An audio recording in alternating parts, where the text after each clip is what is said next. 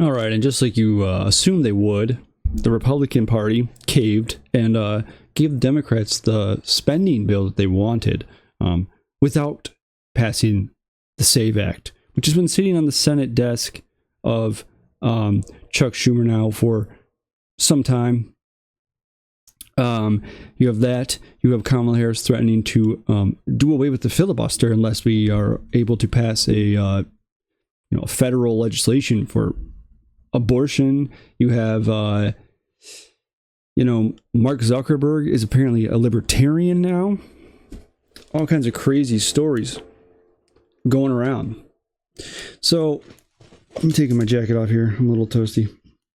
I destroyed my shoulder this morning working out. I've got bad shoulders and they're very easily perturbed. I've had them operated on many a time, and man, when you screw up your shoulder, it hurts, and I am in pain. So periodically you may see a pillow jammed under my arm because I can't move my arm without excruciating pain.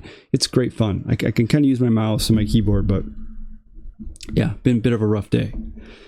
And what happened was pain was really bad at first, and then it got better, and now it's back with a vengeance, which means it happened today. So the next few days is going to be great. Because normally that's the way it goes. The day you injure it, it's like, oh, it sucks, but it's not that bad. But then the next few days, it's awful. All right, so I guess off the bat, I'm not even remotely shocked that the Republican Party, who exists for no reason, caved in and passed the spending bill that the Democrats wanted. And so it's moving through the House. It'll probably quickly move through the Senate. I'm going to try to find the story here. I just had it pulled up. Bear with me one sec. So hopefully you all are having a great, Wednesday? A great Wednesday. I've been working so much lately and burning on so little sleep. It's like I don't even know what day of the week it is. I gotta take the kids to school. That's how I know it's a weekday.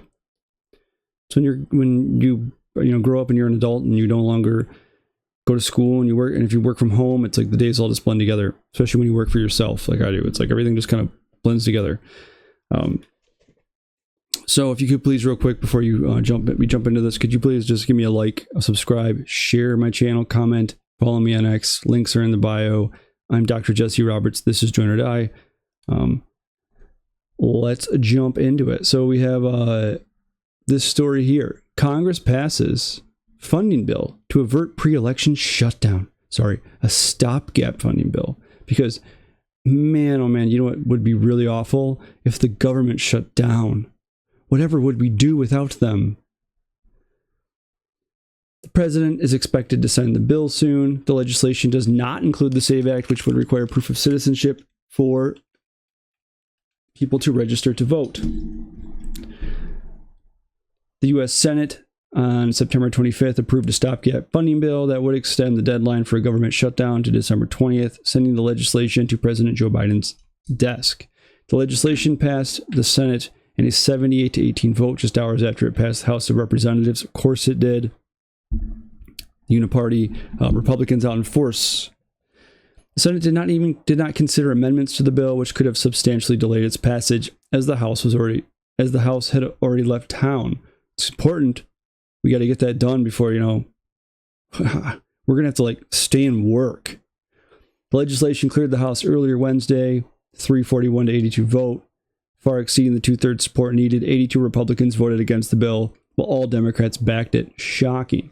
The White House has already given the measure a thumbs up, meaning it will likely be signed well before the September 30th funding deadline. Aside from punting the deadline 3 months out, the bill, known as a clean continuing resolution due to its lack of controversial bill riders.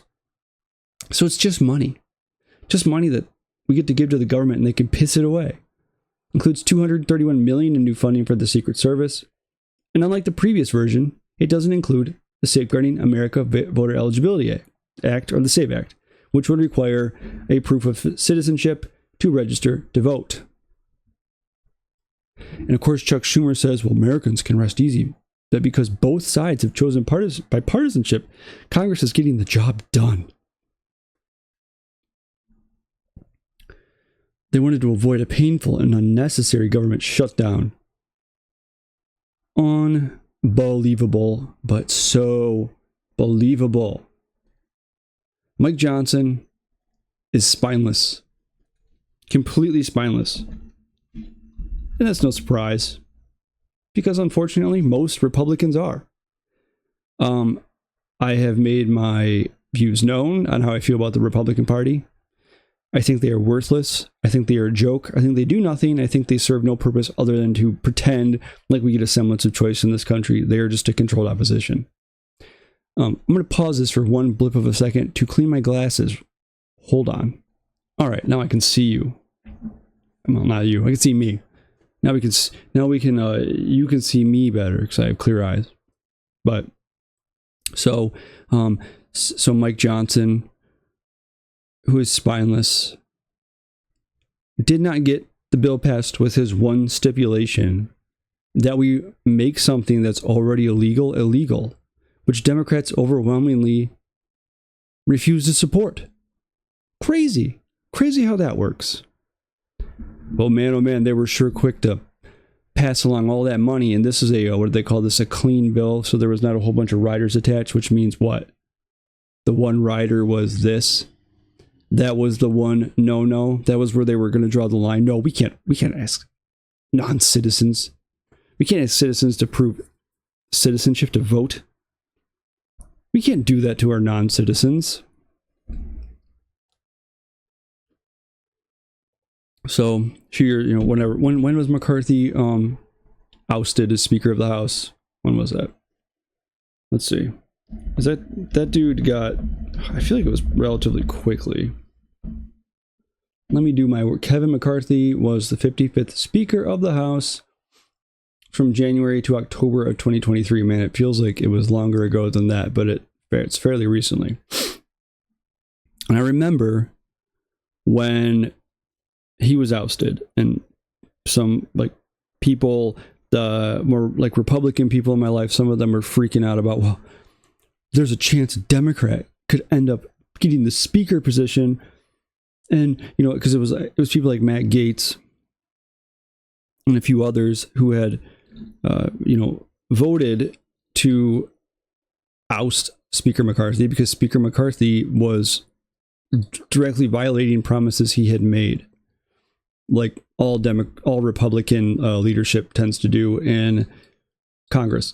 So I remember they were going to oust him, and there's a potential that somebody else was going to end up there, right? Somebody else was going to end up getting that position, and it was potentially a Democrat. This person, like a friend of mine, was just freaking out. What are we going to do? How could someone like Matt Gaetz do this? This screws us. Now the Democrats are going to be able to do whatever they want. It's like, dude, it makes no difference whatsoever whether a Republican or a Democrat is the Speaker of the House. It makes no difference. They're all on the same team, okay? And that's not Team America. That's not Team you and me. Let's stop pretending that that's the case, because it's not the truth. And Mike Johnson, dude, this guy, I didn't have any trust for him from the very beginning. He just seemed like somebody who kind of would grift. And I know he would attend Freedom Caucus meetings, and he probably had good intentions or whatever. But you can take one look at the guy and be like, listen, this is not an assertive, strong dude. Okay, this is a person who looks like he would have gotten shoved in lockers in school. And I think that's what happens here in Congress. I think he gets pushed around. I think he gets bullied. I think he's easily manipulated, and I think he wants to be liked by both parties. It's like your alliance is more so to the politicians in Washington than it ever is to the American people that you claim to represent. And this thing, for them to get their precious money, their precious money that they need this money. I mean, dude, who's going to pay for all of the things? The things. What do we pay for? Oh, yeah. A bunch of stuff that is pointless and worthless and we don't get any return on. Who's going to pay for those things? We can't have a government shutdown. We'll put all the useless bureaucrats out of work. They'll get a vacation. We need them working. We need the bureaucrats working. We need them. I don't know how I would get through my day without them. And they needed their money so bad. Yet, the one line they were not going to cross was, we can't ask this. We can't require a proof of citizenship to vote. Like, I'm sorry, but that tells you everything you need to know about what's going on here. Misinformation. Conspiracy theorist. You don't like democracy. Sure. I'm not even saying it out loud. I will say that tells you everything you need to know. You imply from that what you may. And if your mind immediately goes there, then we're on the same page. And if it goes there and it pisses you off, it's because deep down inside you know I'm right. It makes no sense whatsoever other than for it to be that's what they're trying to do. They're trying to pull it off. It's crazy, man. I can't believe there's just not we're so screwed. This country is so screwed when it comes to our political, I don't even want to call them political leaders, the political people that leech off of us. It's like the federal government is only going to get stronger. We're only ever going to get more bureaucrats. We're only ever going to spend more money.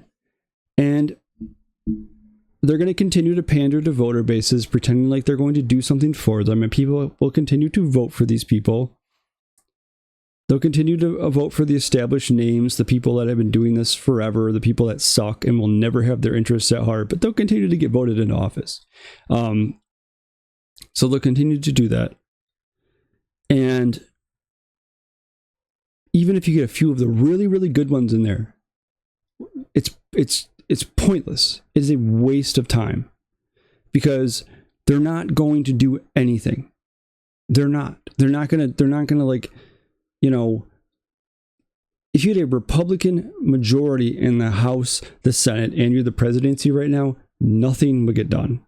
Okay? The hilarious Trump's Project 2025, like, it's not even his, but do you guys think that any of that would ever happen with Republicans in charge?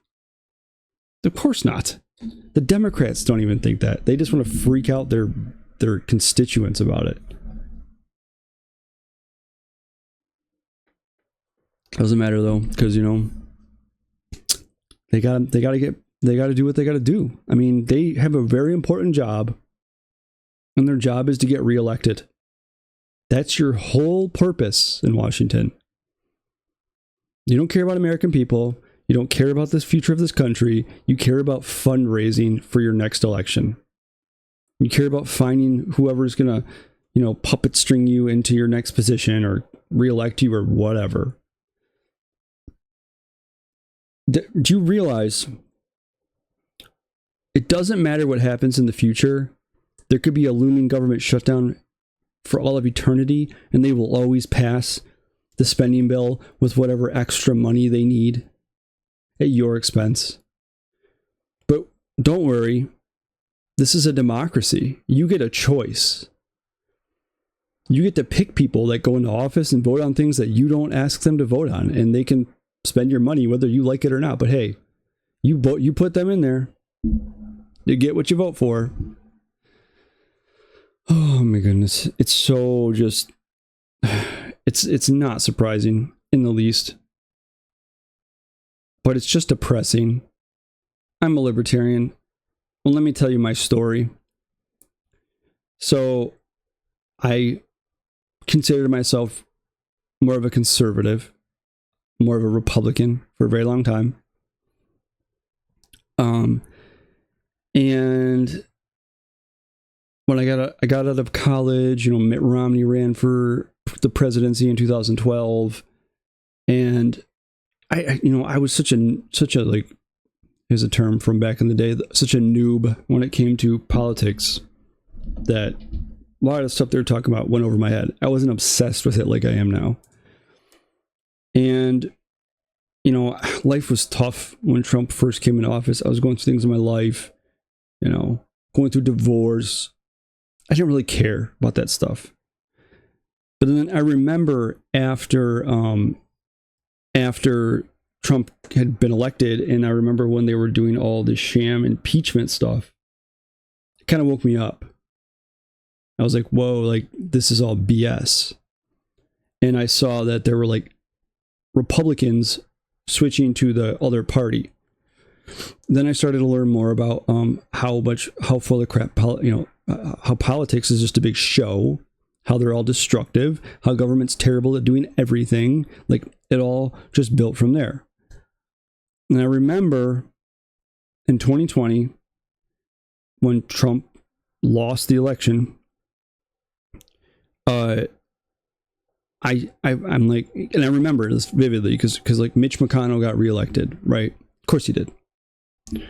And I remember Mitch McConnell getting reelected, and I remember him disparaging Trump right away when Trump lost, just like they all did. They all turned on him in a heartbeat. And I remember saying, like, what? Like, these people all suck. Like, they're fake. They're lying to us all, you know? And I'm like, what's the point of voting for these people when it's just gonna get you nowhere? Like, they're not gonna do anything for you. It's Republicans are meaningless. And people were like telling me, like, no, stay the course. Just have faith. And it's like, no, I'm done. They don't get the benefit of the doubt just because they're the only other option. I found the Mises Caucus. I found those ideas intriguing. I'm a historian, so like I started, you know, I was always a fan of Rothbard and Mises and all these. And I remember finding that it was like a light. It was like this like door opened to me. Like, oh, there's an alternative here, and it's that I don't like either of these sides. Government sucks, and the way that they've been treating Trump is just proof, okay, that government is terrible. And like the media's a joke. I don't trust any media now. I just remember that feeling of being like, you have to stay the course, okay? Come on, have faith. No. What? Have faith in what? I remember, what's that guy's name? Dennis Prager.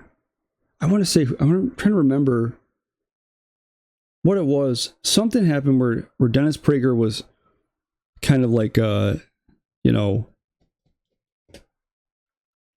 I want to say like he was like tongue lashing somebody about voting for a third party. And he was just, you know, condemning somebody for voting third party because voting a third party is a vote for Biden or a vote for Kamala. And it's like, okay, well, what is my alternative then? You just have to, like, because they're the lesser of two evils, I have to vote for them. They don't do anything. There's nothing beneficial about voting for Republicans. You get nothing out of it. Like, it's so effing infuriating. Like, I can't do it anymore. I can't, like, I can't even remotely give these people an ounce of my support unless it's somebody I really like a Matt Gaetz or a Thomas Massey or a Jim Jordan or these very few people. You know, Lauren Boebert, stuff like, you know, there's a handful, okay, a very, very, very small group. Other than that, though, I can't do it. I cannot support those people. And it's like, well, if you're going to vote for a third party, you're giving your vote away. You're giving it to the Democrats. Well, if I vote for the Republican Party, I'm giving a vote to the Democrats anyways. If you don't believe me, look at what just happened now. We're moving toward a point where the party system is irrelevant because the whole thing was a ruse all along. Why is it that all the establishment Republicans are becoming Democrats or supporting Kamala Harris? Well, it's because Trump represents you. Trump represents a complete collapse in our belief of this system, of this thing working. It's like when Biden became president, it was the return to normalcy. Remember that? It was the return to normalcy. And we're going to go back to the way it was before Trump and just act like Trump never happened. Because we don't want to acknowledge the reason why that happened is because it's a rejection of the system. And the rejection of the system happened because we're terrible and we ruined this country and we ruined the world and we're moving in a terrible direction. But this is what we have always been since World War II. This is what we've been. So you have to stay the course and support the Republicans, right? No. You have to support the Democrats, right? No. It's ruined. It's ruined forever. If Trump loses in November, it's not just going to go away. You're not just going to get to go back to being Obama again and Bill Clinton and George Bush. It's not just going to continue forever. Like, the damage has been done. The people are fed up. And you're never going to be able to repair that faith unless you can prove that you deserve it. And you do not deserve it. You know why? Because the one stipulation for them to pass this bill had to do with elections. It had to do with requiring ID for, proof of citizenship for people to vote. Because already voting as an illegal immigrant is illegal. So you can't even just validate that it's illegal just to get your precious money. That was the one stipulation, and they couldn't get it to pass. Unbelievable. I gotta let a cat out. Hold on. But that's how you know the whole thing is fake. Sorry, I was letting my cat out. He was going to start crying, and it was going to be an ordeal. Normally, he just sleeps in here when I do this. He'll probably be back in the next 10 minutes. Once he realizes it's not as awesome out there as it isn't here. But,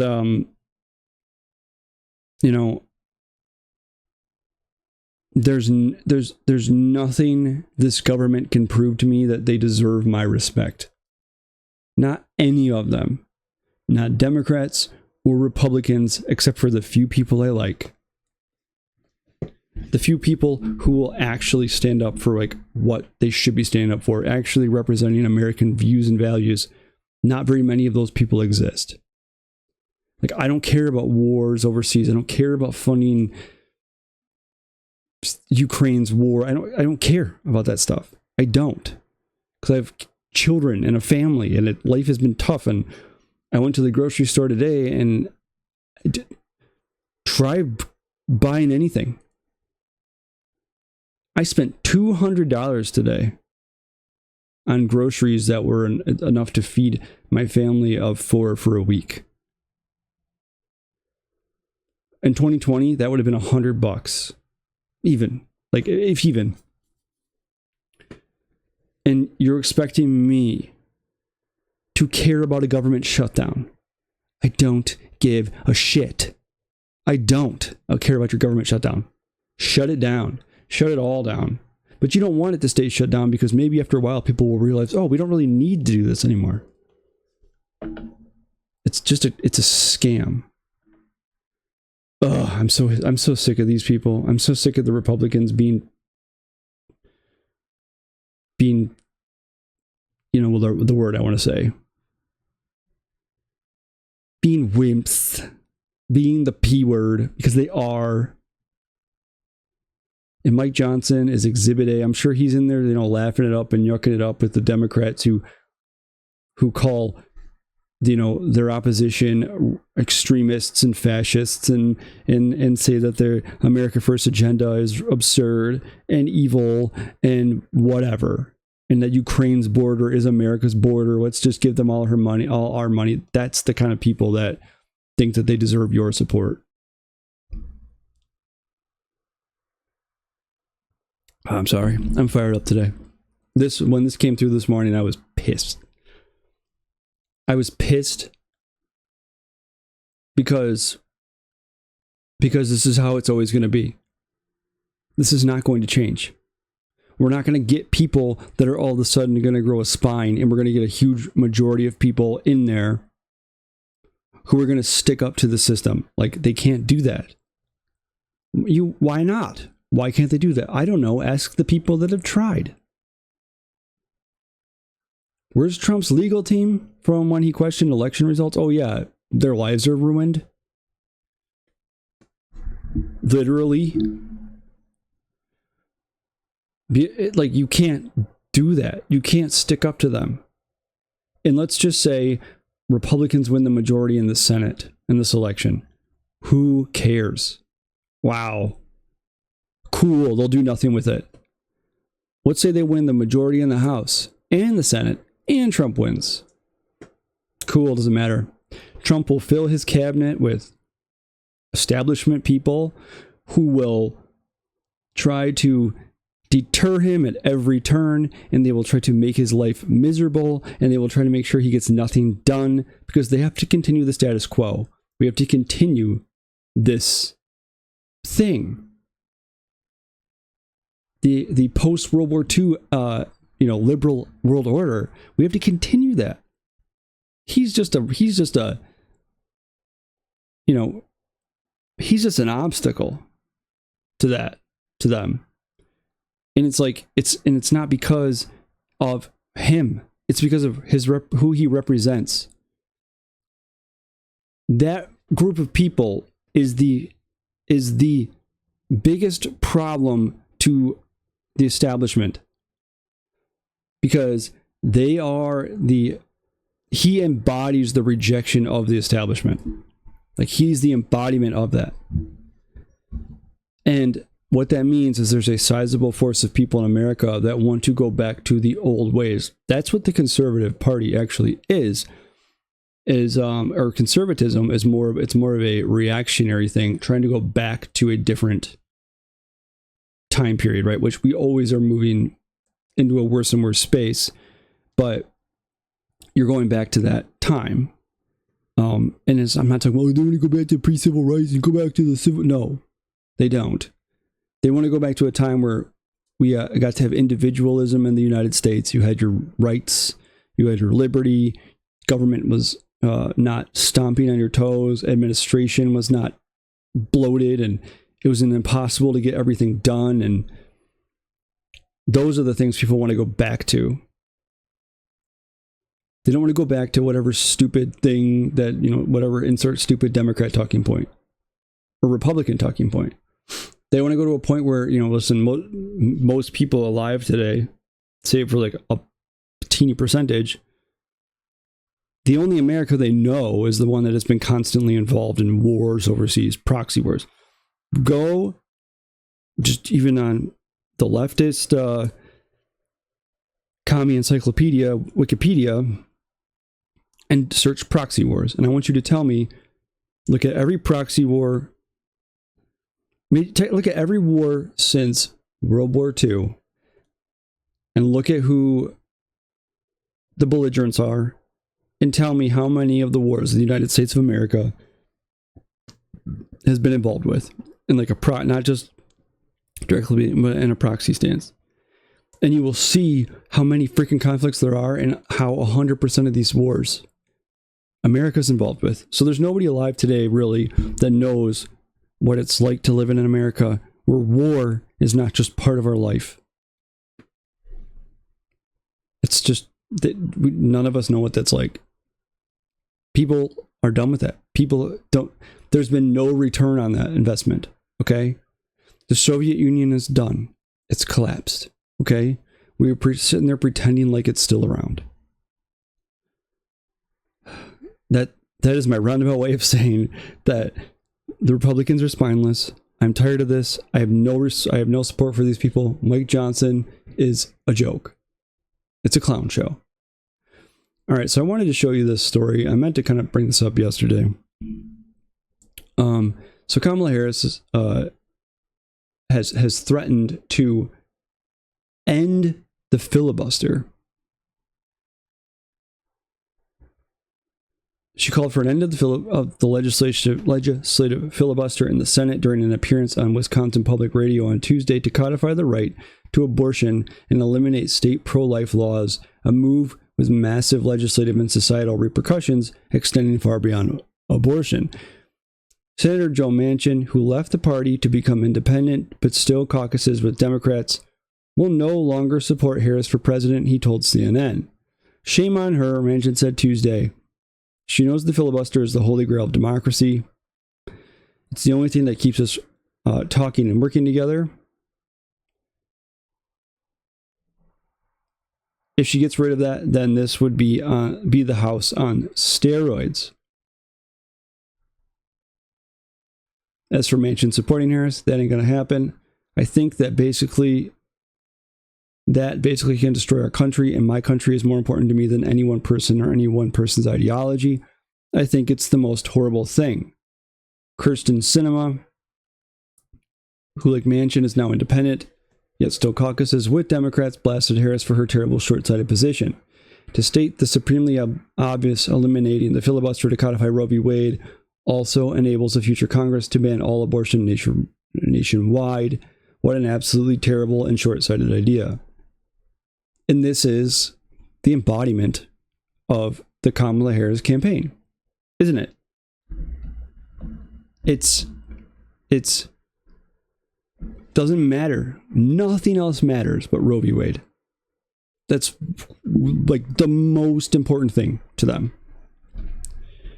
And this is the embodiment of her campaign, where she just says stupid thing and then they have to go with it because she doesn't have, like, there's something kind of terrifying about her in a way that you would think most people that run for president kind of have a vision or a plan or a hope, whatever. And I know most of these people that run for president, it's like, it's a power thing. It's their ultimate goal to like hold them, you know, the holy grail of political office. But she has no real plans, no real goals. She has no real vision. And that's seen by her complete 180 on her policy positions that she ran on in 2020. She's not running on anything that she originally was going to run on. She was one of the most far-left senators we've ever had. And that was her thing. She ran for the presidency, didn't make it to the first state for the primaries. She got obliterated in the debate by Tulsi Gabbard, and they picked her to be the VP because Biden had, you know, to meet some criteria, right? And sorry if I offended you, but if take it up with the president of the United States because he's the one who said it, not me. So she's picked for that reason, and then he puts her on a bunch of tasks that she fails at. He goes up on a debate stage with Trump, gets destroyed, and in turn, she's selected to be the president. Like, she fell her way up the ladder, as opposed to the other way she got up the ladder. You know what I'm saying? She fell up the ladder. So, this is somebody who just, her aims on running for the presidency, it's not like this thing where you know, like, my whole life I wanted to be president, and I wanted to do A, B, and C with the country, even if I'm pretending so. That's why you see her jumping up on stage to stealing policy positions from Trump. Wow, no taxes on tips. Well, you know, we're going to do that, you know, border wall. Yeah, let's do that. That was popular with his base. You know what? I'll pick Tim Walz, who's a populist, as my candidate to draw in the populists, because he's white. He's white, Midwestern, hunter guy who wears camo. That'll get the people, that'll get the ignorant hillbillies that want to vote for Trump to vote for me, right? And the policy positions were largely just copied and pasted over from Biden's candidacy. And Biden, that was obviously a guy who was in politics for his entire adult life. Had been the vice president. He obviously had his sights set on the presidency. He had ran several times. So he had, you know, his grand plan. As terrible as that would have been, he had it. As terrible as it was, he had it. She doesn't have that. And so she's just like, I'll just say whatever it takes to win. I'm a gun owner. I'm not going after your Second Amendment rights. I own a gun. You? And then she says, oh, if somebody tried to break in my house, like, I'm going to blow them away.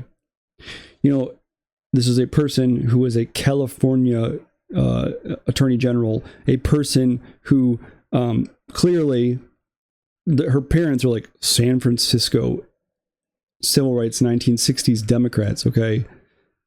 She does not own guns. And if she did, God help anybody who was in the room when she handles that thing. Because I assure you, it would be like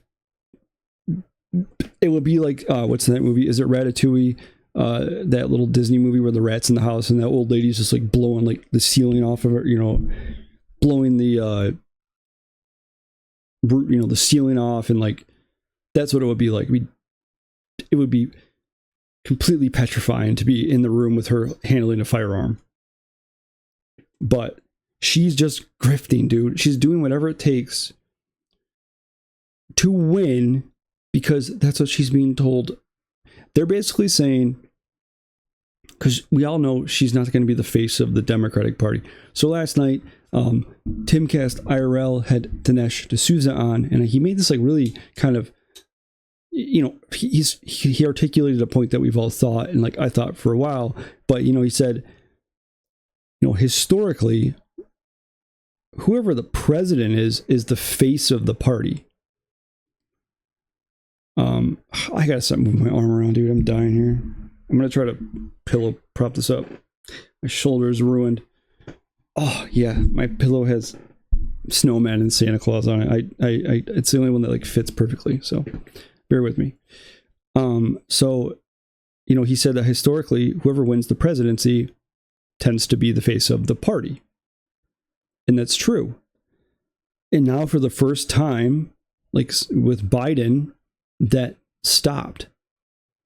And she is just going to be a continuation of that, where she's not going to be the face of the party. But what's terrifying is the party was just like, go out and win this for us. You better do it. And but she's going to have to try. I'm sure they're telling her this is the most this is the most important election in history, right? And also, if you notice how she looks like she's aged 100 years, you could tell she's got crippling anxiety. She's burned out, and it's probably because like all this is on your shoulders and you never asked for it. You were kind of tossed into the passenger seat, hoping that you could just kind of ride it out, and you didn't have to do anything as VP because you didn't. You just failed miserably at everything you did do.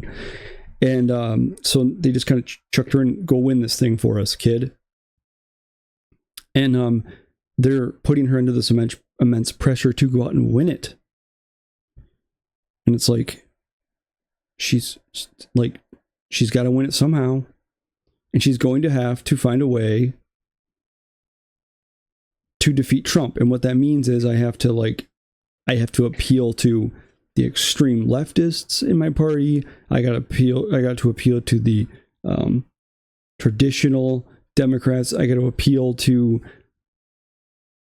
the independents, the moderates. I got to appeal to the populists, and etc. Right? So that's her whole thing. And so she's just saying outlandish thing after outlandish thing with no hope of ever seeing any of this through. But I can promise you the one major issue that they are going full force with is abortion.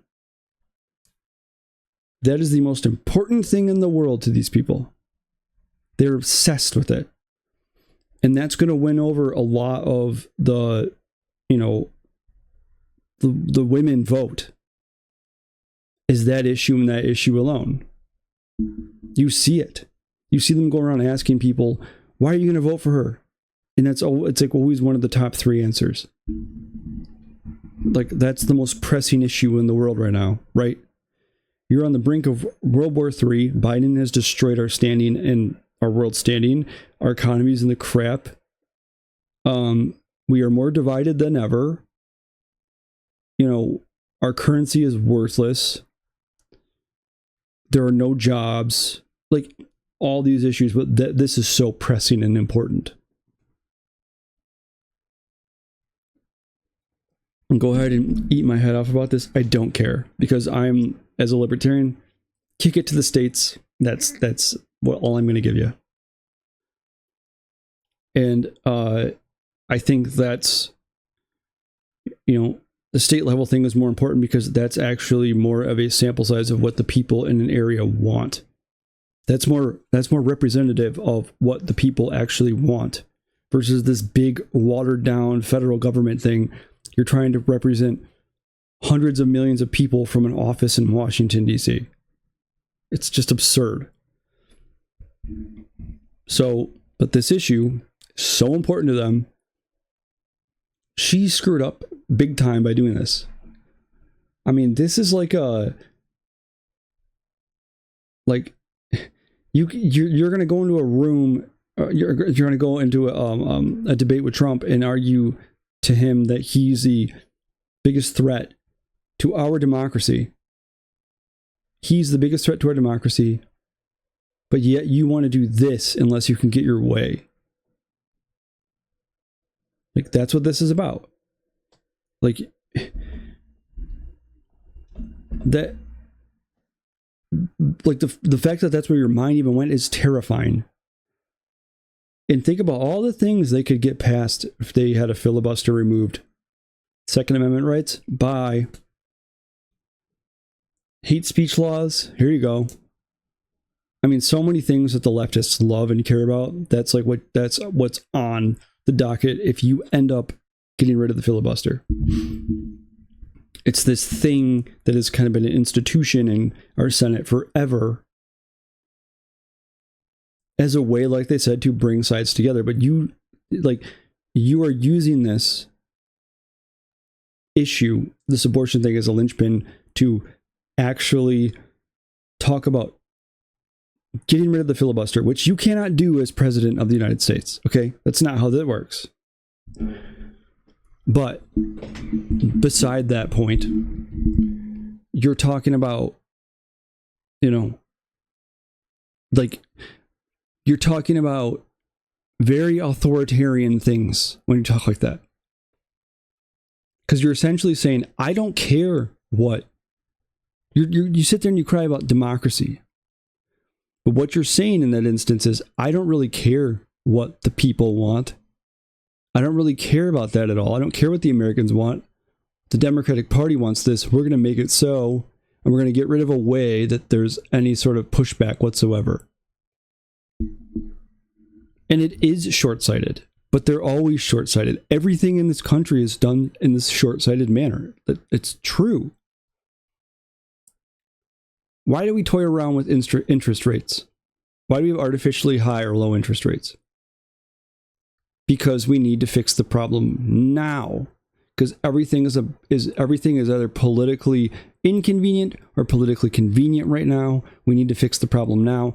We need to drain the strategic oil reserve to bring gas prices down now to win the election. We need to, inflate the crap out of our currency to do things now. Like, we never think about the future anymore.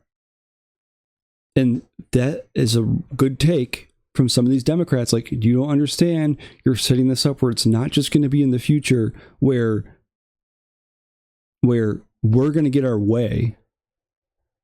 But let's say we actually have another election or something going down the road. Let's say, like, the country doesn't fall apart completely, and let's just say you get some pretty hardcore conservative people in there that want to do whatever they want.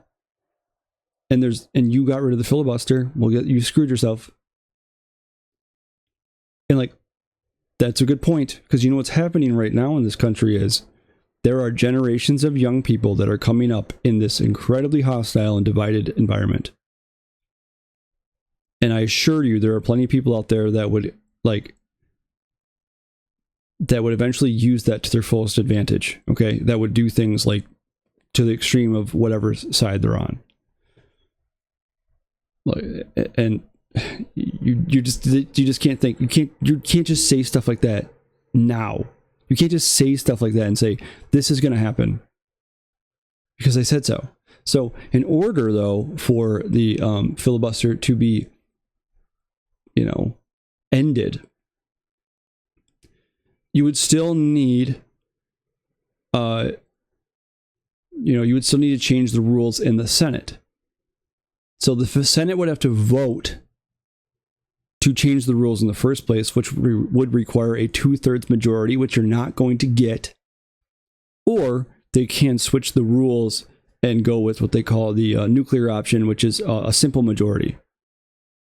But that's up to the Senate to change the rules.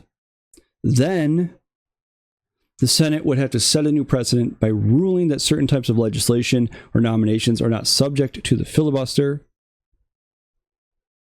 Or that's what they can do. Or you would eventually have to, the filibuster would require a cloture vote, which needs 60 senators to agree to end the debate.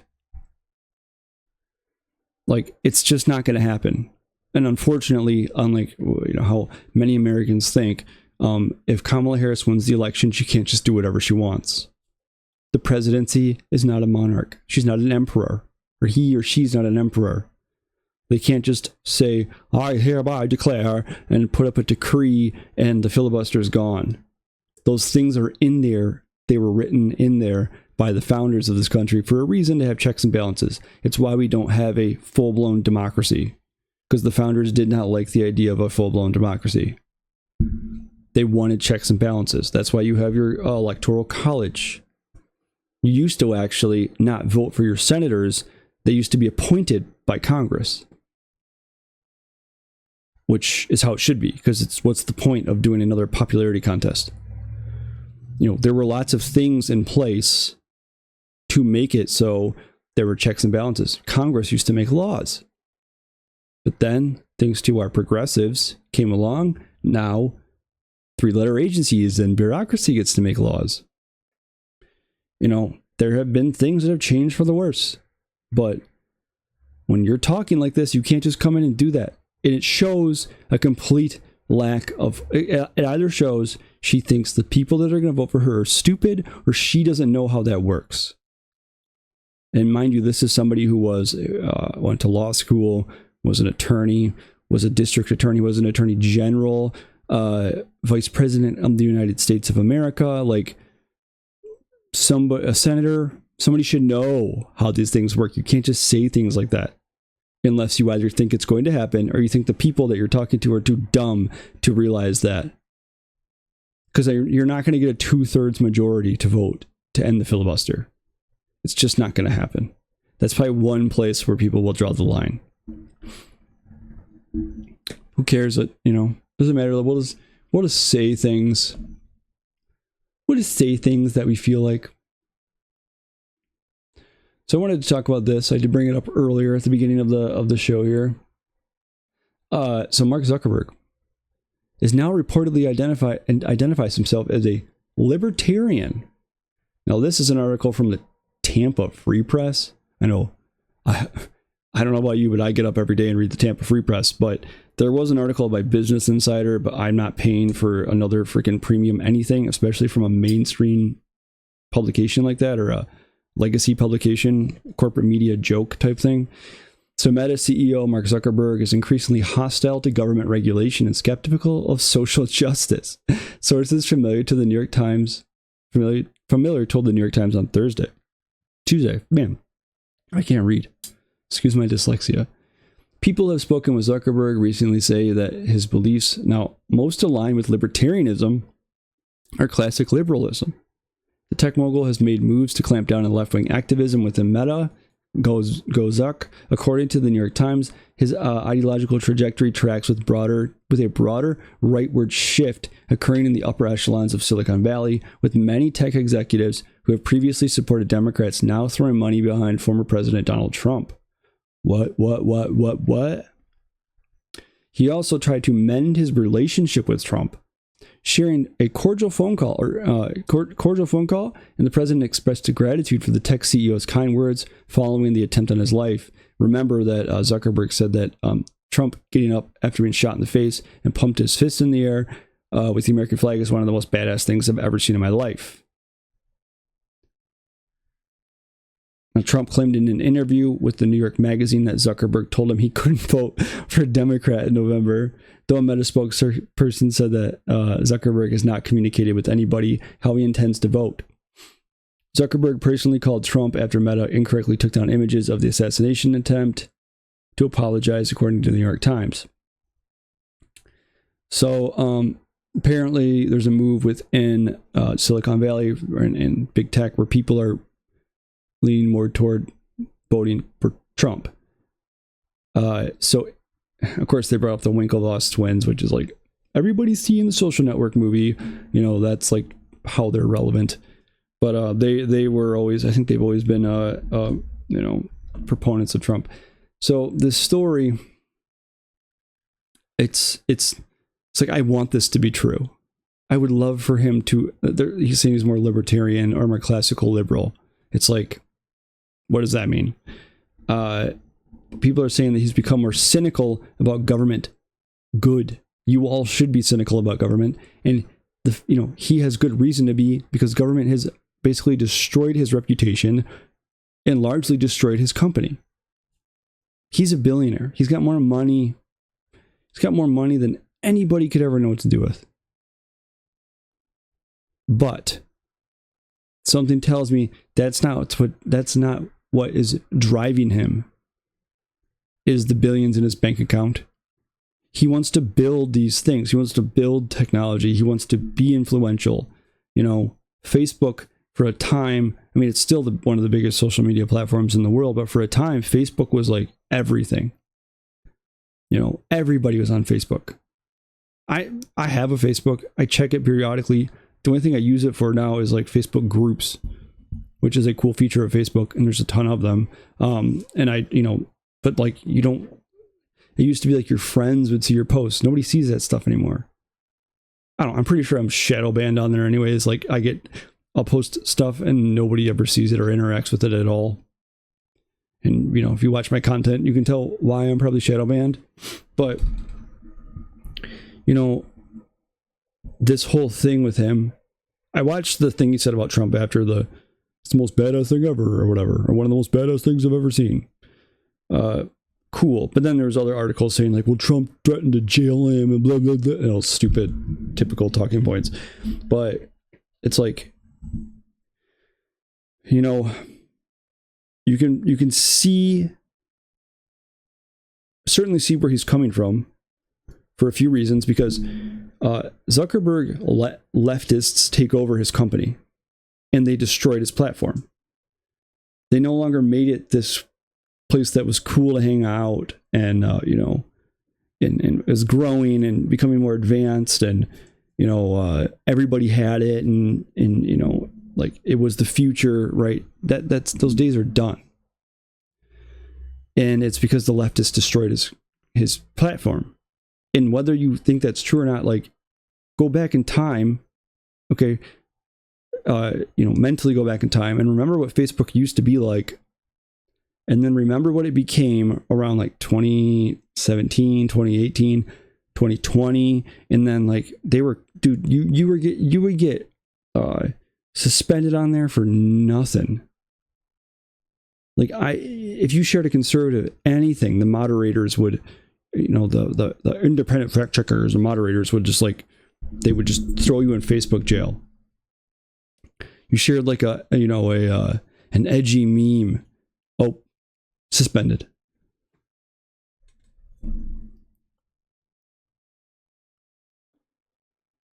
But that's what it became. And so people are like, screw this, Facebook is dumb. And then it kind of became a place for like boomers to hang out. It's like we're boomers that are like, I know technology. Like they hang out on Facebook. When I was in college, as a freshman, you used to have a college email address to have one. And then I remember like when they made it publicly available to everybody, and then like my sister's, you know, second grade friends were adding me. It's like, dude, this has just got stupid. But, you know, I was pretty active on there for a while. Like my generation, I guess I'm like a millennial. You know, Facebook, a lot of people are still very active on there, people from like my generation.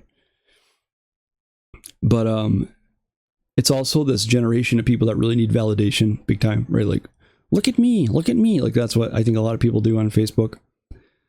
But, you know, then these like leftists took it over and they basically just ruined the platform. There's Instagram, which of course is extremely popular. It's a huge platform. And then Threads, whatever the hell Threads is supposed to be. But like, if Zuckerberg genuinely has these feelings and he's like, I'm sick of government. I can't stand what they've done to my company. The FBI was forcing me to, you know, basically shadow ban stories that turned out to be true, telling me it was Russian disinformation when it wasn't, or, you know, all these things. You know, it's easy to see why you would be cynical and sick of that. And, you know, he got involved in elections and it ruined his reputation further. You know, the Zuckerbucks thing. He claims it was because of like local election things or something. I don't know. But I would love for this story to be true, but I just don't know if I can trust it. He could just be grifting because the election's coming and, you know, but something tells me deep down inside this dude is not just like a radical leftist. I just don't. I think a lot of these tech guys that got into the game to build cool stuff, I don't think that was ever their drive. Was just, you know, power and what have you. You have a handful of people that created some of the most powerful internet applications in the world, okay? And it's all on social media. And social media simultaneously ruined society and rebuilt it into something else. And the thing it was rebuilt into is this thing where most people just interact with other humans on there. And think about how powerful that is. That's where people get their news. That's where people get their you know, their social life is, or they interact with people there, and that's how they, you know, keep in touch with family and friends. And like, do you not think that yes, these people built cool technology that everybody wants to be on? You don't think that there were people from looking out miles away that were like licking their lips at the mere prospect of getting their hands like on those companies? And that's what's hard to tell about someone like Mark Zuckerberg, is I don't know what his motivations are. I just don't know if he seems like somebody who's all about like power to me, you know. I'm sure at a point a lot of these people are more libertarian leaning. You know, look at Jack Dorsey, formerly of Twitter. He's working on Nostr, which is like a decentralized internet, essentially. Like his company got destroyed by leftists. Elon buys it. Elon has essentially become a rock star for the more independent and right-wing people. Elon is still kind of iffy, but, you know, does Zuckerberg want to be like that? Because that's a major target. But just think about how cool it would be if some place like Facebook, Instagram, I don't even know what the point of Threads is, but Threads, let's just say, and X, like, what if these platforms became more pro-free speech and became more, you know, more just open discourse and became more moderate? That would be great. The leftists would lose their minds. They've lost their minds over X. They'll say like, I'm never going to call it X. It's always Twitter. Which is just, dude, like, you are a child. Literally a child. Who raised you? Because Like, you have the mentality of somebody who was the ultimate spoiled brat, if that's your mentality. I'm not going to call it that. Even I saw Kamala Harris's campaign account said that, we're not going to call it X. Burn. I'm sure he cares. Oh, why would you call my platform X? It's like, yep, I'm sure Jack Dorsey really supports you too. That dude probably hates all of your guts. So yeah, this, like, if that were to happen, the leftists would lose it. They love moderation. They love censorship. They don't go after hate speech enough. Like that, there's a clip of Kamala Harris talking about, like, if there's rules for one platform on hate speech, there should be rules for all of them. Well, how hilarious would it be if it was like every platform just got rid of it? But that's not what I was talking about. There's some other platforms that can be pretty stringent on rules, like big video hosting websites that are owned by major search engine companies. But it would be cool if, if this story is true. I just don't know what to believe. I don't trust anybody anymore. And when I read this today, I was like, I hope this is cool. I hope this is true. Like, what did they say? He found his libertarian bent or something in the Business Insider article. It's like, yeah, happens to the best of us. Classical liberal, which means he's just more about, free speech and free expression and things like that. That's probably more what he's leaning toward, because you had the feds telling you to shut down stories that turned out to be true. You freaking banned the president of the United States because the other, like, tech people and the media and the establishment politicians didn't like him. It's just, dude, these people are like, it's like, who can you trust? And this idea that other people in Silicon Valley are going to support him, do you blame them? Look at what's happening at these companies. They're laying everybody off. I mean, companies are getting gutted right now.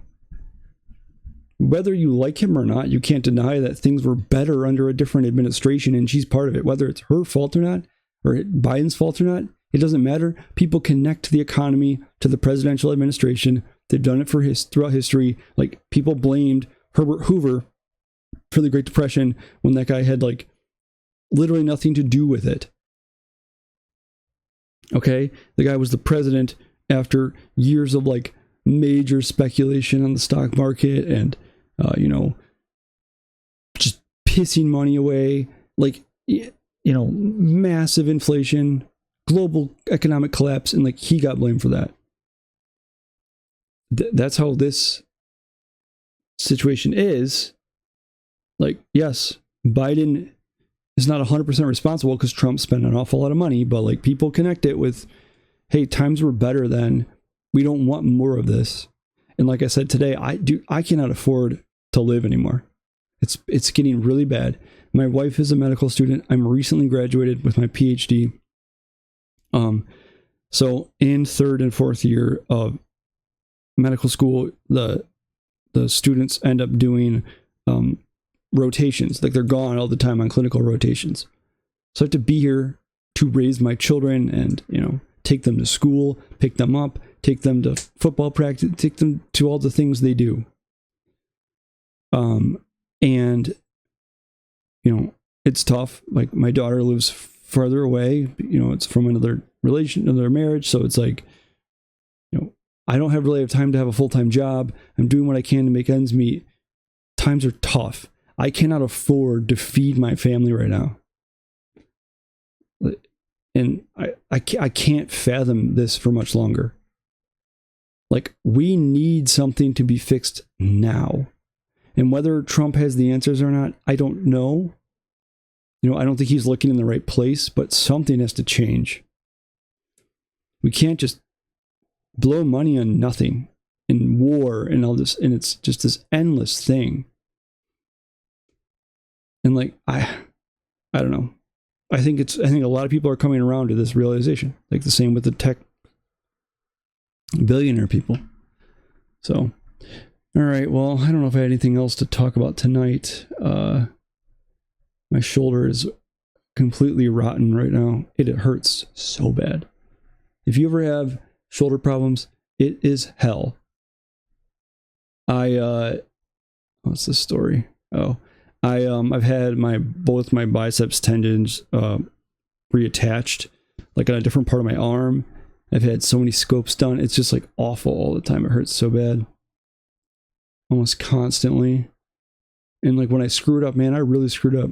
Oh, I thought this was funny here. One more quick snippet before I go. This is from the Washington Free Beacon. So I have if you ever want, you can hit me up with a message. You can send me an email at historyonaWhim@gmail.com. So I have a mustache hair like up in my nose. It's driving me nuts. Sometimes I get errant mustache hairs that like poke up there. I have a list of, dozens of sources that I check. And there's a ton of these like independent news sites. And this is called the Washington Free Beacon. And they put out a daily newsletter, which I get so many daily newsletters. But if you want to sign up for it, it is interesting. They have good stuff in there. And this was an article that came in today's the Biden-Harris administration, some millions of dollars classified information and biometric data inside what the Biden-Harris had been left behind in Afghanistan. The House Foreign Affairs report, 3 years in the making, details the scope of security failures.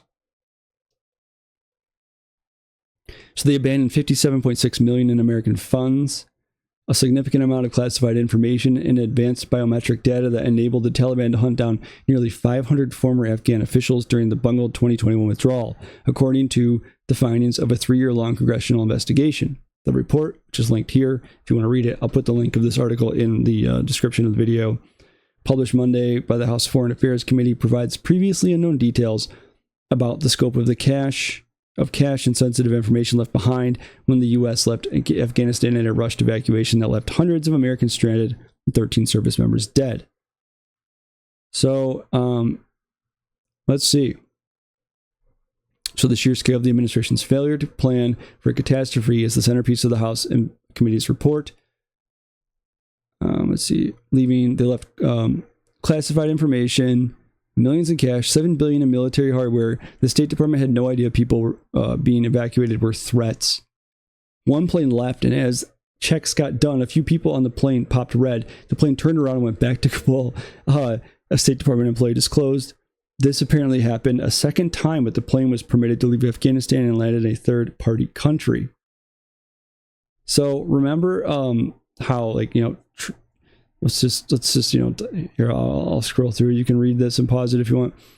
But remember how like Trump got in huge trouble because he had documents for his presidential library that he declassified, but they said you can't, nope, you're not allowed to do that. We made up some rule that after the fact you're not allowed to do that, just for you. So there's that whole thing, and he was in huge trouble for that. And they're trying to continue to push this case. Remember how Biden left classified documents in a car in his garage, and nobody cared, and the report said that he was too senile to stand trial. So, but he's okay to be president still. Remember that. Well, the same people that are going after Trump for those reasons left classified documents with the freaking Taliban. Yes, the people we were at war with for like over a decade. Shit, for over 20 years, right? How long were we in Afghanistan for? Yeah, we were in Afghanistan for 20 plus years, because we were there before Iraq. Whoa. So all those people we were fighting for 2 decades, we left classified documents with them, millions of dollars in assets, billions of dollars in military vehicles and military equipment. And whose presidential administration was that? Oh, it's Joe Biden. And Kamala Harris, she's part of that, right? But we only care when Trump does things like that. Blinken, I guess, is supposed to come. He got subpoenaed by Congress, and he didn't show up. Oops. Who cares? As long as an establishment Democrat does it, it's not okay. But if Steve Bannon does it, he goes to prison. It's so obvious, and it's just so corrupt, and it's like a banana republic up in here, dude. And you act there, and you get up there, and you're hand wringing and pearl clutching about how Trump could just leave classified information, or had classified information he wasn't supposed to have, and he apparently held it up for a journalist or a ghostwriter to see. And then you have, this story. It's like, oh well. I'm so sick of being lectured by self-righteous politicians about anything. It's very exhausting, and it's very demeaning, and that's the point of it. They know better than you, okay? They have an office in Washington, D.C. People voted for them. And the only reason why people vote for other people is because they think those people are better than them, and those people know more than them. But, they have the right to get away with things like that, but not the outsider, not the guy that they don't like. Yeah, go ahead and do some more digging into that story, because, we don't talk about that enough, do we? Hey, remember what happened in Afghanistan? There was a story 2 nights ago in a video that I done about the 700 members of the deep state have endorsed Kamala Harris because she is going to make America the most lethal fighting force in the world. I mean, and they're going to, they want to maintain the respectability of our military and of our country as a fighting force, somebody not to be screwed with. And it's like, don't you think that Joe Biden kind of effed that whole thing up? Does anybody think we're a real threat? You sanction Russia about going into Ukraine, and Russia's economy actually gets better, and you end up, putting them into the arms of another one of your potential enemies. You tell Israel, don't, when they're supposed to not go into this area, then they go into it and nothing happens. Nobody respects us anymore on a global stage. It's what a joke. But good thing we have this guy with 50 years of experience, and he's the most storied and experienced foreign policy politician and leader we've ever had. And yet he's destroyed our standing on a world stage. And yet the deep state's like, well, we need to we need to vote for her because we want to maintain our standing as the big bully in the world. Even though you're going to vote for the person who was second in command of the administration that completely made our military look like a total joke. But hey. All right, well, I'm going to cut this here. I'm Dr. Jesse Roberts. This is Join or Die. If you could please like my video, subscribe to my channel, share the channel, tell people about it, listen to the podcast. There's audio versions out there. That'd be great. Follow me on X, Join or Die News, capital J, capital D, capital N, all one word. Link in the bio. I'm on other social platforms too. That's where I'm going to end this for tonight. God bless. Have a great night. Thanks for watching, and peace.